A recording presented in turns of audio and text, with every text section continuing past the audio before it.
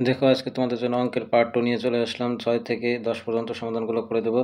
100% বলে দিচ্ছি, এমন শর্ট ট্রিকে করে দেবো যে যারা সাবস্ক্রাইব করে না তারা সাবস্ক্রাইব করতে বাধ্য হবে। এবং জাস্ট নিয়মগুলো দেখো যে কী ট্রিকে আমি অঙ্কগুলো সমাধান করে দিই, দেখা মাত্রই সমাধান হয়ে যাবে। তারপর আর কথা না বলে ডাইরেক্ট সমাধান করে দিচ্ছি। বিক্রয় মূল্যের উপর 15% ক্ষতি হলে ক্রয় মূল্যের উপর কত পার্সেন্ট ক্ষতি? আচ্ছা, বিক্রয় মূল্য ধরো, বিক্রয় মূল্যে 100 টাকা ধরলাম, তাহলে 15% ক্ষতি হয়েছে, মানে তাহলে ক্রয় মূল্য কত হয় বলো? তার মানে 15% ক্রয় মূল্য বেশি ছিল, আর ক্রয় মূল্য মানে বিক্রয় মূল্য কম করেছে বলে তো ক্ষতি হয়েছে। তাহলে 15% মানে কত? 115% মানে কত? ওই 115ই হবে, কারণ 100 তারও 15 করলে 115 হয়। ঠিক আছে, তাহলে ক্রয় মূল্য কয় টাকা? 115 টাকা। এইবার বলো, যেহেতু ক্রয় মূল্যের উপর ক্ষতি বলেছে, তাহলে এই 115-র উপর ক্ষতি হলো কয় টাকা? 15 টাকাই। দেখো 15 টাকা ক্ষতি হয়ে গেছে, কিন্তু 15 টাকা ক্ষতি হয়েছে, তাহলে শতকরা মানে কত? 100। তাহলে 100-র মধ্যে কত? বুঝছো? একদম সিম্পল, কাটাকাটি করো। 3×5 = 15, 3×23 কত আছে? 115। তাহলে 300, তাহলে 300-রে ভাগ করে দাও কত দিয়ে? 23 দিয়ে। ভাগ করলে 3×23 হবে কত? 13×1=3। ভাগ করে দেখবে এটাই হবে, আর বলো না যে ভাগ করে কি করে।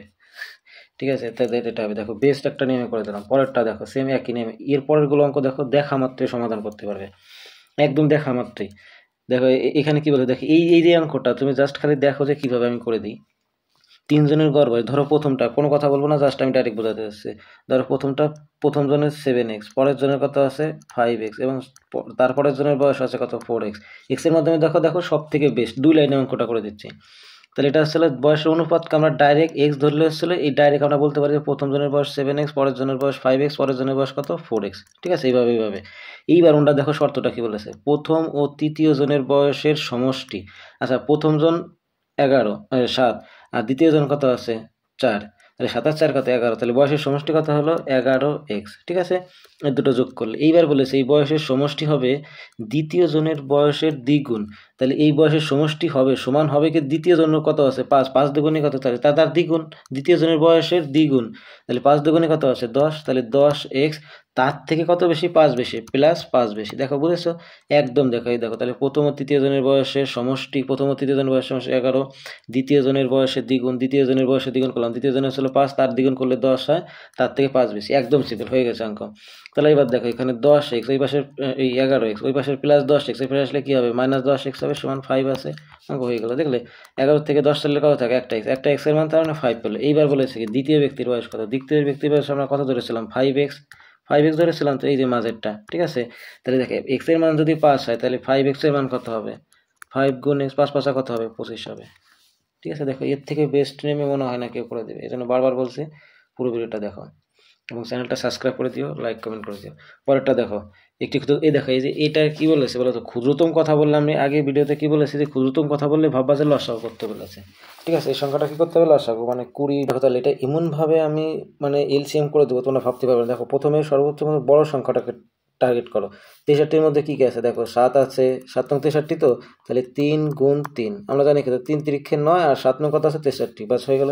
এবার 42-এর মধ্যে কি কি আছে মনে মনে এগুলো ভাববে, এগুলো কিন্তু আমি জাস্ট শেখানোর জন্য, তাই মনে মনে ভাববে।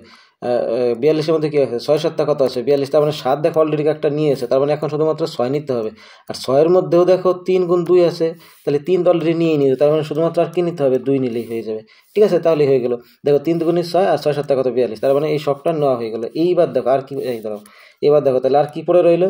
এইবার পড়ে রইলো আর রইলো 20। 20-র মধ্যে দেখো 10 দুগুণে কত 20, তার মধ্যে দেখো 2 অলরেডি নেওয়া হয়েছে, তার মানে আরেকটা কি নিলেই হয়ে যাবে? শুধুমাত্র 10 নিলেই হয়ে যাবে। ঠিক আছে, দেখছো লসাগুটা কীভাবে সহজ করে দিলাম। এইবার এই সবগুলো গুণ করে দাও। দেখো 10 দুগুণে 20, আর 7 দুগুণে কত 14, মানে 140, আর হচ্ছে হলো 3 14 42, 420, তার সাথে গুণ করবো কত? এই 3, 3 গুণ করে দাও, অঙ্ক হয়ে যাবে 3 0 0, 3 দুগুণে 6, আর 3 4 12, 1260। এই যে একটা বলেছিলাম যেটা অবশিষ্ট থাকে, সেটাকে কি করতে বলেছিলাম? যোগ। তাহলে 1260-এর সাথে 1 যোগ করে দাও, কত হবে? 1261। আশা করি এর থেকে বেস্ট নিয়মে লসাগু করা কেউ শেখাবে না। ঠিক আছে, পরেরটা দেখো, এই যে একটা দেখো, কয়লার বাজার দাম 20% বৃদ্ধি পায়। দেখো কিভাবে জাস্ট কত শর্ট ট্রিকে করে দিই, যে কয়লার বাজার দাম 20% বৃদ্ধি পায়, একটি পরিবারের খরচ একই রাখতে হলে কয়লা বরাদ্দ কত করতে হবে? মানে 20% বৃদ্ধি হওয়ার পরেও আমরা আগের দামে চলবো।